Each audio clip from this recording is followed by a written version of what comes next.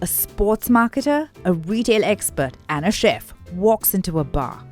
Sounds like the start of a joke, right? Except this one ended up building India's most loved burger brand. So, where did it all begin?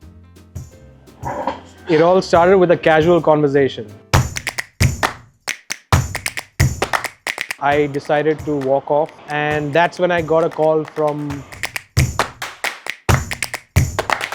My mind was literally blown. I genuinely believe it's the best spicy fried chicken burger in the world. That has really been the game changer over the last 2 years. They did laugh at me when I said, I'm thinking of getting into this. No. I said that 3-4 times.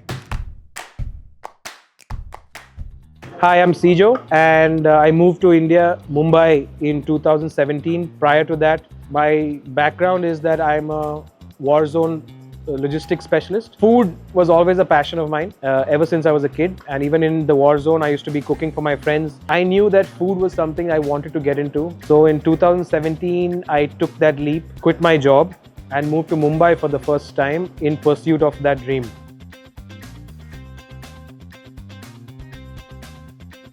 According to me, there was a gap in burgers. At that time, when I used to order burgers, there was only 2 types of burgers I could get. Either there was the burgers that were Indianized. When I say Indianized, it's very spicy and a lot of sauce, a lot of masala. Or you got a little bit more westernized burgers, but they came at a cost of 800, 1,000, 1,200 rupees.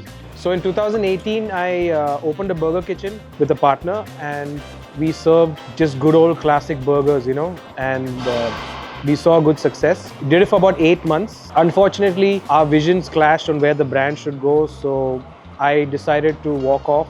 I was going to walk off and go back to Afghanistan, and that's when I got a call from Sid. He just called me out of the blue and said, "Hey man, I've been enjoying your burgers for the last 8 months, and I just wanted to know what's up, what's the plan?" And that's when I broke the news to him, saying, "Hey bro, I'm going back, I'm winding down." And that's when he convinced me to stay back and start something, because he saw the gap in the market. Hey Sijo, how are you doing? Hey, I'm Sid. I'm one of the co-founders at Good Flippin Burgers. I think for me it was a weekend to look forward every time Sijo made burgers. I remember after every football session on a weekend, I would come home and I would look forward to ordering from Sijo. And the burger was just perfect. It was just how it was meant to be. At that point of time, I was working with Starbucks in India. I was part of the leadership team as well. Before that, a little bit about me is I spent a lot of time in real estate, working with malls, high streets, brands, expanding brands for them. I also worked for a decent sized brand company, expanding all their outlets across the country. So I have been in touch with food, beverage, retail, shopping for a lot of time in my career. And this is something that I naturally gravitated towards. With Sijo's Burgers, I felt that there was an opportunity in the market to do something. I knew that there were a lot of people like me who loved his burgers, who craved his burgers, and I'd definitely not tasted something like that in India ever. And more importantly, consistently. There used to be burger places that would come up and you would go and have a burger, and then you'd go back again and it wouldn't be the same. Obviously, having met Sijo later, I also knew the man is as good as his burgers. And I felt that could be a start of something, that could be a partnership that could actually work. So Sid convinced me I cannot go back to the war zone. And that's when we came up with Good Flippin Burgers in 2019. The next thing was the menu. What are we going to serve? How many burgers? What kind of burgers? I think I was very, again, adamant on the classic, like a good fried chicken burger, a good buff burger.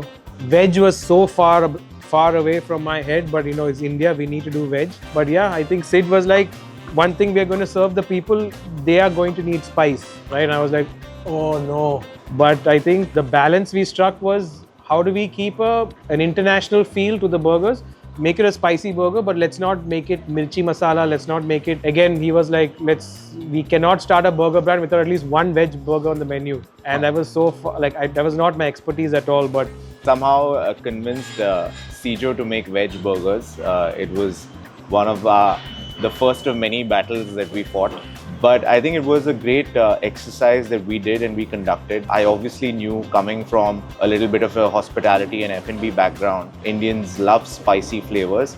And I think generally over the world, spicy is a preferred flavor or a flavor that a lot of people love.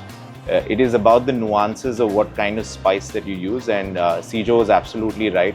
We did not want to go the Indian masala route because that's not what we believed a classic burger should taste And it's been like. done, and it's already been done in India, and people are still doing it. So Yeah. it was not different. So Sijo, using all his creative juices, I remember about a couple of weeks of me trying to convince him to come up with a kick-ass spicy burger. One night he called me up. One evening he called me up, and he generally, as usual, said, "Hey, what are you up to? Are you doing anything tonight?" And I was like, "No," and he said, "Good, I'm sending you something. Let me know what you think." And I remember still getting it at home, and the first bite itself that I had it was a fried chicken burger. And it looked like a normal fried chicken burger that Sijo would make. And so I bit into it, and my mind was literally blown. And I remember telling him, "This is perfect. It doesn't need anything else. Whatever you've done is fantastic." And that was the birth of one of our best sellers called the Cluckinator, a spicy fried chicken burger, something that just tastes out of this world. I genuinely believe it's the best spicy fried chicken burger in the world, and I have tasted a lot of spicy fried chicken burgers. A lot of people who love the Cluckinator believe that as well. So yeah, that was the start of something truly big and exciting. I really knew at this point of time that not only had I gotten into partnership with the good guy, but I also knew that this guy could come up with some crazy stuff if given the right direction and the right amount of push. So, like he said, with directions, what Sid bought into it at that time when we first started our kitchen was SOPs and process, which at that time, you're just somebody in the kitchen, you're like, yeah, we'll figure it out. So that's when he was drilling. He's like, dude, you figure it out now, because then later on you don't have to figure it out. So which was something that really resonated, and I think from like week 2 we had started having SOPs, and that was something that he really instilled into me from day one. And now obviously SOPs are a part of our DNA. So about 15 odd years ago, I had gotten into a partnership with a friend of mine called Viren. And Viren and I used to run a couple of franchisee stores together. Tips Frankie actually is quite a legendary brand in Mumbai. And I knew Viren from back then. About 6-8 months a year into running Good Flippin Burgers online as an online brand and receiving a lot of customer love. That's when I actually approached Viren and I asked him. I was still in my job at that point of time, and that's when I approached. Hey, Rain. What's up? I asked him if he would be interested in something like this, and here he is. I think proof that he was interested. Sid rang me up one day and said, "Have you tasted these burgers?" And I honestly had never tasted anything like that in India. It was just crazy. One of the times I think the rider was unavailable and Sijo showed up himself. I used to do that a lot in the beginning, I think. So I think, for me at the time, and maybe that's the perspective, I was doing sports marketing. So I was looking for a transition. But if someone said that, look, burgers is your next transition, I think they would have laughed at me, and they did laugh at me when I said, I'm thinking of getting into this burger company, and I think it's amazing.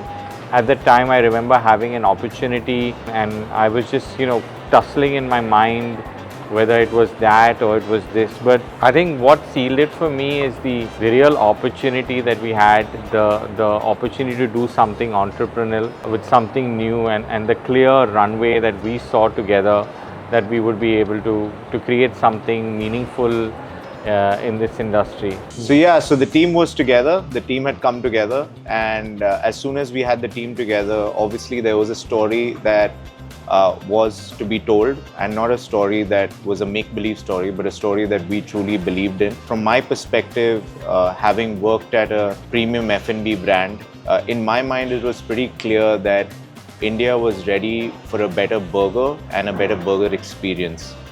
Similar to what had happened with coffee. First we were a tea drinking nation, and then came Cafe Coffee Day and caused a big change in tea drinking culture to coffee drinking culture, and then came Starbucks and premiumized this segment.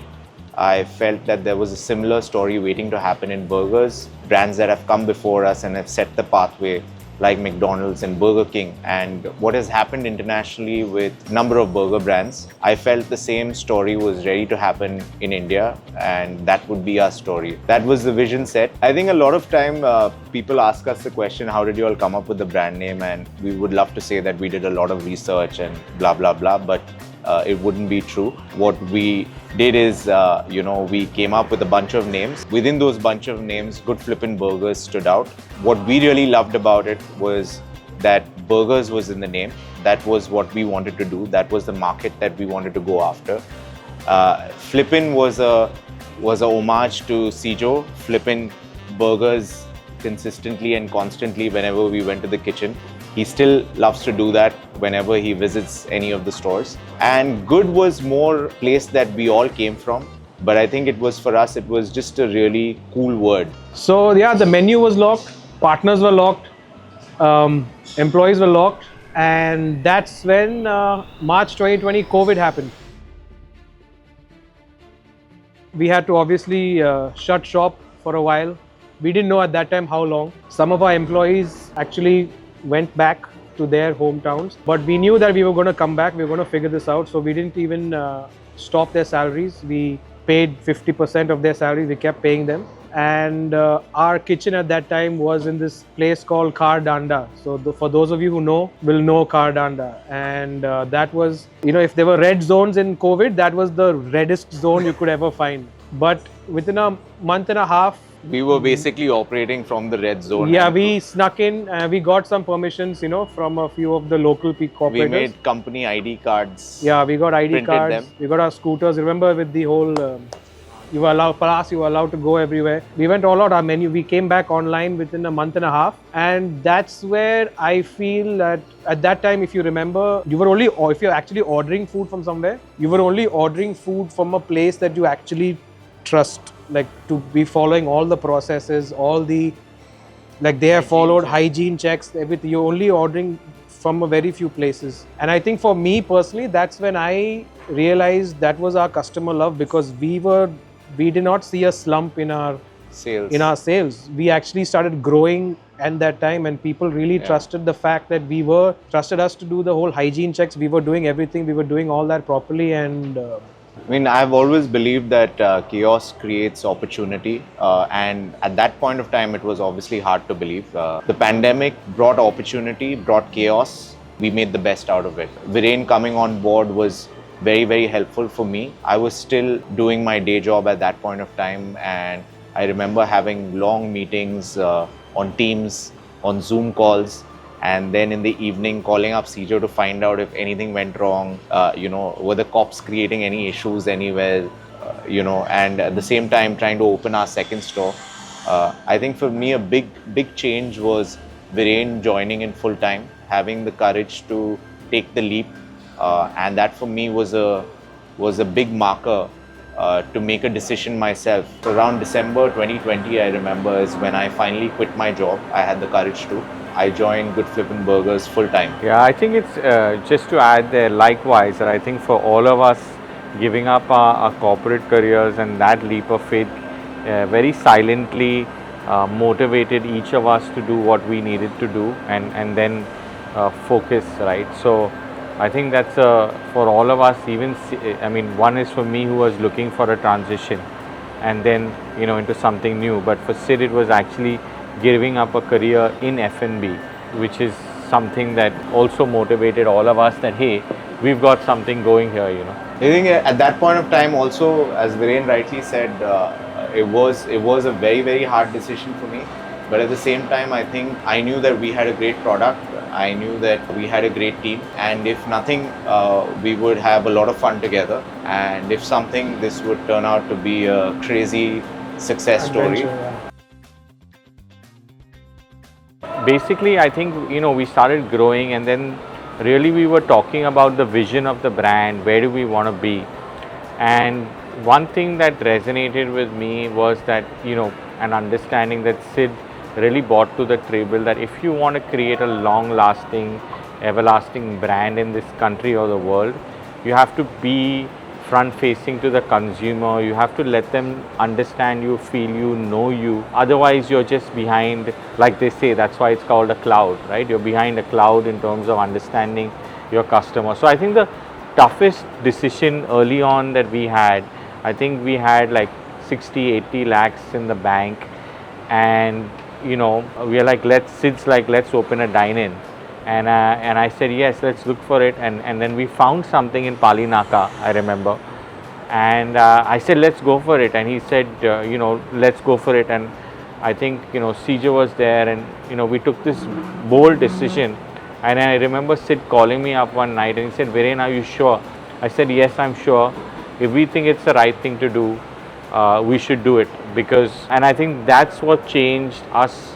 And has changed our perspective on who and how we are seen as a brand today, and is a major part of our understanding on where we want to be.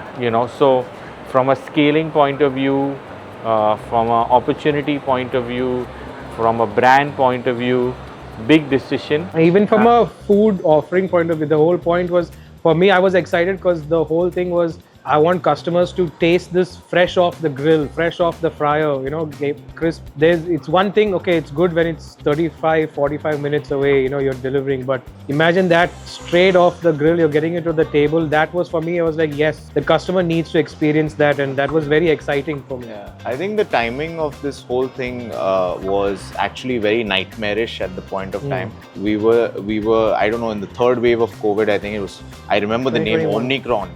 Omicron had come back with a bang, apparently. This was the third avatar of COVID. And at the same time, one of Viren's primary functions in the company was to not only make us investable, but actually get the investors on board.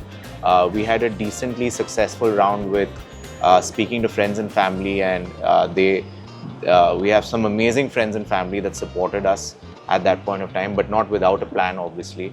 And then to look at this money and then put it into one store was a very big decision. We could have opened 5 cloud outlets and quadrupled our revenues, made a lot more profit, got maybe a decently high valuation. But at that point of time, I think to just have clarity of vision on all 3 co-founders, to be in a place of high risk, maybe no reward, and then take that call against what a lot of people were telling us not to do, or to do rather, right? And we went and we opened our first physical outlet. I think we've had many turning points in the company, but I think that was it wasn't really a turning point, but I think it was a landmark decision and a landmark Absolutely. point. I think one of the things I remember you saying, the basis of our decision was a reason rather than revenue, right? Because that was the toss-up. We could add revenue by 5 stores, but the point is we lose out in the reason of what we want to be eventually, right? So I think it was one of the best decisions. So I guess my responsibility, although I'm not an investment banker, was essentially to raise money for the company, right? I think, like Sid said, we were fortunate enough that people backed us, friends and family backed us. When I left the football club I was managing, they said, whatever you do next, we would like to kind of support you. So feel like, hey, someone else believes in us beyond ourselves, right? So customer love and feedback, and then this happening at the same time was amazing. So money in from friends and family, our first physical store up and running. We had a plan to open about 5 or 7 more outlets with the money that we had and get to a certain revenue and prove concept beyond doubt that we are not a 2 or 3 outlet story, but we can actually do this at scale as well. Basically, our Bandra kitchen, it starts at 11 o'clock, and then we have another shift that comes in from midnight to 6 a.m. to prep the sauces, the chicken, the marinades for both the outlets. That's how our central kitchen started. And I think that vision at that time, what they drilled into my head was, consistency is the only thing that's going to help us scale. And from my understanding, that's all I could do. So that's what we did from I outlet think number coming 2. from an F&B background and also having been part of the retail and F&B industry for a long period of time, one of the things that separated the best from the rest was not doing a fantastic product, but doing a fantastic product at scale consistently. And I think that is something that we were ready to go out and achieve from day one itself. Kudos to us that none of us come from any kind of F&B Background. in-store F&B background. Yes, I was part of an F&B company, but I was more corporate. So we were learning on the job, basically. To be honest, we were doing something that nobody had ever done in India before. Yes, there have been burger brands that have come in before us and scaled, but these burger brands come with ready-made SOPs, ready-made instructions. It's like a manual that you read and you have to do exactly as it says. And obviously with a lot of deep pockets and a lot of money and established brand names. We had none of that. We had no brand name. We had no experience. We had very little money. Yeah, and somehow we pulled it off. I think it was just daily waking up and saying, hey, we want to do something and we want to do something big. Not because we want to do something big, because we actually have something that we believe in that can become big. And, you know, India needs to taste this burger. Just as I tasted that burger the first night and I was like amazed. And just as Viren tasted the burger. So we felt we had a mission to achieve, and that's how it started off. So fast forward, everything was going well till we started realizing, hey, there's not enough money in the bank to open more stores, and the money that we were making from the stores was not enough really to fuel our expansion, and that was never the plan in the first place. And I remember that Sid said, hey Viren, there's this call that Connect that has come through, can you get on this call? And I remember in a very despondent really way, not in a great mood, getting onto this call, you know, with this fund. And I was like, so they're like, so what are you doing? Of course I answered all the questions. Some point during this call, you know, they responded by saying, and that just when changed things inside me, saying, hey, we're interested, you know, and your numbers are great, and we can really look at this as, you know, something that's investable. And I remember being like, really? You know, in my head clicking and opening up the door in a small two-room office in the middle of Bandra in a small village, saying, hey guys, someone's really interested, you know, and that just changed things from us, and we sort of never looked back. So I think everything that we thought about and we were working towards felt right, and we felt that, you know, that entire belief in what we were doing, and sometimes you start questioning it and doubting it, was just wiped off. And I think one of the highs, real highs in our journey at that point of time, that somebody was willing to, not friends and family, a true investor, institutional investor was willing to invest in us. And I think from their perspective, what they told us was, not only are we convinced about the potential growth story, but more importantly, we're convinced about the team. And I think, again, credit to us for building that team within the three of us. And and that takes us to the next stage of our story. So what do you do next when you get a bunch of money in, you know, obviously you get money to scale, but I think along with scaling into new cities and geographies, which were like Pune, Delhi, Bangalore, I think what we also believe, again, keeping our motto true, is that we need people, and you need the right people and right leadership to sort of build a company. The second level of leadership beyond us, we can give vision, but you know, people have experience across some multitude of F&B that we brought in, and that has really been the game changer over the last 2 years. The inputs of the leadership team and the you know, guys from Madova Donuts, Pizza Express, you know, across the board, F&B, Tim Hortons, Starbucks, you know, from our earlier contacts that one might have really defined how we professionally run our company on a day-to-day basis beyond our vision. All right, so that's one aspect, and we never really looked back from there. We've invested in people, which is our philosophy, and we invested in believing, and every city that we've gone to has accepted us. We are the highest rated brand, not just in Bombay.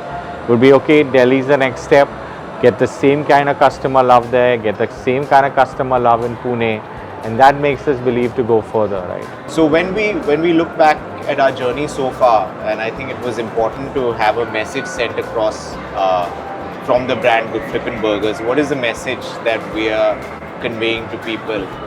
And I think just from our customer love, whether it's a 7-year-old kid who loves a kerfuffle and orders, every weekend, or whether it is a working professional who's taking a quick break from their hectic assignment that they have to submit very, very quickly, or whether it's just a soccer mom finished with her duties for the day.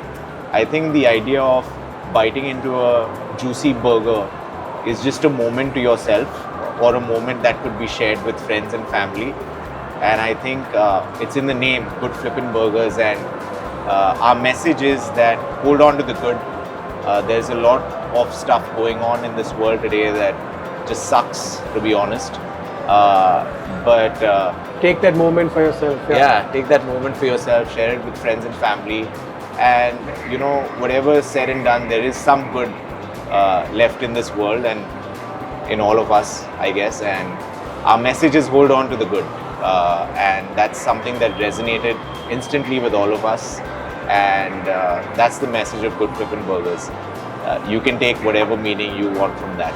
What's next for Good Flippin Burgers is we want to keep doing what we are. We want to grow as a brand. We believe that every Indian deserves a better burger, and hopefully that's us. So, Sijo, what's the secret of Cluffinator? I think that's a story for another time.